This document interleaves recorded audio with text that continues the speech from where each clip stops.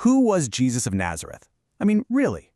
For 2,000 years, that question has completely changed the world, shaping entire civilizations and the lives of billions of people.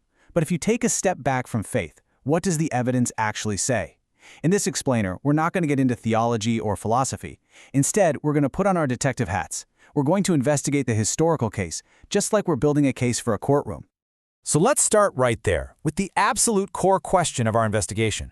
Who was this person, Jesus? Was he a myth? Was he just a man? Or was he something more?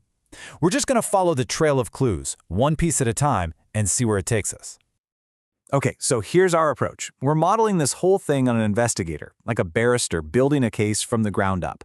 You know, the author of the material we're looking at actually started out as an atheist. It was only by digging into the cold, hard evidence that he changed his mind. So that's the path we're going to follow. Evidence first, conclusions later. Every good investigation, every single one, starts with a paper trail. So the first question we have to ask is pretty simple. Did the person we're investigating even exist? You know, not that long ago, some people liked to claim that Jesus was just a myth, a made-up story. But here's the thing, no serious historian believes that anymore. Why? Well, because we have multiple accounts from outside the Bible. The Roman historians Tacitus and Suetonius, they both mention him. And maybe, most importantly, so does the Jewish historian Josephus, who was born just a handful of years after Jesus' death. The historical record is crystal clear on this. Jesus was a real person. Okay, so we've established he was a real person. But that just opens up an even bigger question, right? The main documents about his life are in the New Testament. How in the world can we know if they're reliable after all this time?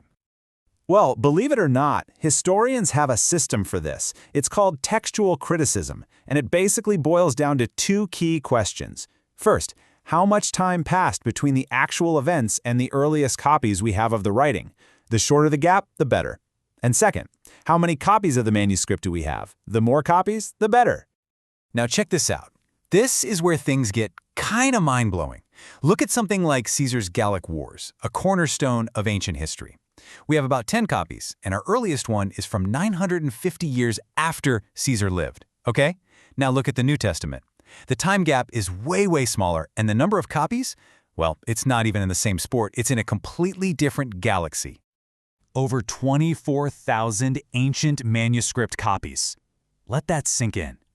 To put that in perspective, there is no other document from the ancient world that has anything even remotely close to this amount of evidence. From a purely historical manuscript standpoint, it is absolutely unique. And here's the kicker. Not a single historian on the planet doubts that we have what Caesar wrote, even with just a handful of copies and a nearly 1,000-year gap.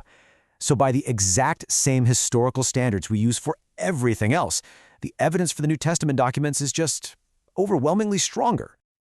Okay, so let's move to the next phase of our investigation, because this is where it all connects. The documents that are the most historically reliable, the best proven texts from the entire ancient world, are the very same documents that make the most unbelievable claims. So what did Jesus actually say about himself? This is where things get really, really different. You see, most prophets or religious founders, they point away from themselves. They say, look over there to God, or follow this teaching. Jesus did something nobody else did. He pointed right at himself. He said, in essence, I am the way. If you want to get to God, you have to go through me. And then he made a claim that, for his time and place, was just absolutely earth-shattering. He said he had the authority to forgive people's sins, and not just sins that were committed against him, any sin. So why was that so shocking? Why did that one claim cause such a massive uproar? Well, think about it like this. If someone bumps into you on the street and says, I forgive you, that makes sense. But what if a total stranger walked up to you and said, hey, I forgive you for that argument you had with your sister last week? You'd think they were completely out of their mind. And that's the whole point. The author C.S. Lewis explained it perfectly. Forgiving someone for something they did to a third person only makes sense if you are the person who was ultimately wronged. And in that culture, that meant only one thing. You were claiming to be God. All right? A claim that big, the biggest claim anyone could possibly make, needs some pretty extraordinary evidence to back it up. The historical material presents his resurrection as the ultimate test. I mean, if he really came back from the dead, that changes everything. So what's the evidence for that? The case is built on three main pillars of evidence. First, the fact that his tomb was found empty. Second, the eyewitness appearances of Jesus after he died. And third, the immediate explosive effect this event had on his followers. We're going to zoom in on those last two. Now, the most common argument you hear is, well, the disciples were just hallucinating. They were grieving and just saw what they wanted to see. But the evidence doesn't really fit that theory. Hallucinations are private, personal events. But Jesus appeared to all sorts of different people, at different times, in different places. He ate with them. He could be physically touched. And these weren't, highly imaginative types. These were fishermen, tax collectors, and even skeptics. And then you have this number. Over 500 people saw him alive, at the same time, in the same place. Look, one person can hallucinate. Maybe a couple of people can. But a mass hallucination shared by over 500 people at once? Psychologically, historically, that's just not a credible explanation. And finally, just think about the immediate effect. The moment Jesus was crucified, his followers were totally defeated. They were scattered, hiding, and terrified for their own lives. But just a few weeks later, these same people were boldly proclaiming his resurrection in the very city that killed him, willing to face torture and death for it. What could possibly explain that kind of radical, overnight transformation from abject terror to fearless conviction? The material argues that something incredible must have happened.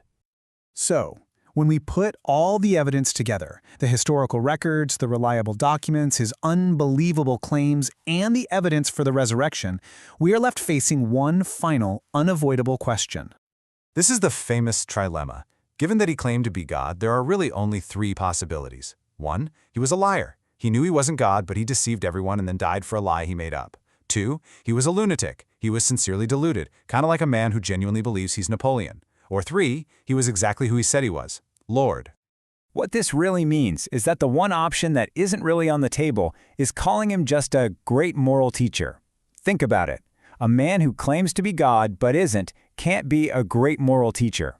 He'd either be a world-class con artist or he'd be insane. And that, right there, is where this investigation leads.